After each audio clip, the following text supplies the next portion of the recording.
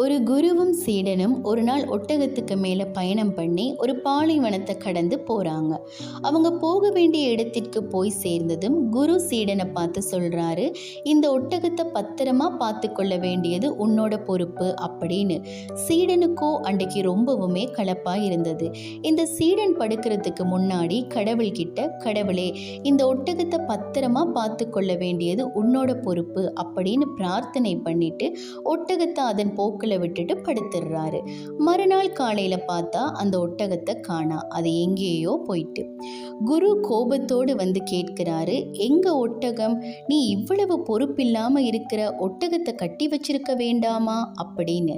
அதுக்கு சீடன் குருவை பார்த்து சொல்றாரு, நீங்க கோவப்படணும்னா அந்த கடவுள் மேலதான் கோவப்படணும். கடவுளை முழுமையா நம்பணும்னு நீங்க தானே எனக்கு சொல்லி கொடுத்திருக்கிறீங்க. அப்படியே நானும் கடவுளை முழுமையா நம்பி 3 தடவைகள் ஒட்டகத்தை பத்திரமா பார்த்து கொள்ளுங்க அப்படின்னு பிரார்த்தனை பண்ணிட்டு தான் தூங்கினேன். ஆனா காலையில பார்த்தா ஒட்டகத்தை காணா. அப்ப நீங்க அந்த கடவுள் மேல தானே கோவப்படணும் அப்படின்னு குருவை பார்த்து சீடன் சொல்றாரு. இதை கேட்ட குருவோ, கடவுள் உனக்கு உணவை மட்டும்தான் கொடுப்பாரு, உன்னோட உணவை நீ தான் எடுத்து சாப்பிடணும், இல்லைனா கடவுள் வந்து ஊட்டினாதான் சாப்பிடுவேன் அப்படின்னு இருப்பியா?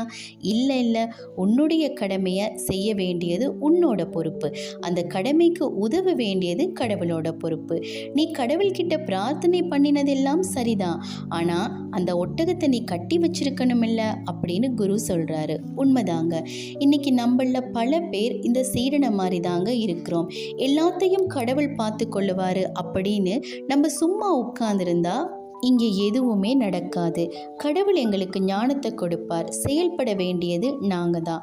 அப்போ எங்கள் முயற்சிக்கு தகுந்த பலனை கடவுள் கொடுப்பார். வேத வசனம் கூட இப்படியாக சொல்லுகிறது. யாக்கோபு 2ஆம் அதிகாரம் 14ஆம் வசனம், என் சகோதரரே, ஒருவர் தனக்கு விசுவாசம் ஒன்றென்று சொல்லியும் கிரியை இல்லாதவனானால் அவனுக்கு பிரயோஜனம் என்ன? அந்த விசுவாசம் அவனை ரட்சிக்குமா அப்படின்னு சொல்லி வேதத்தில் குறிப்பிடப்பட்டிருக்கு.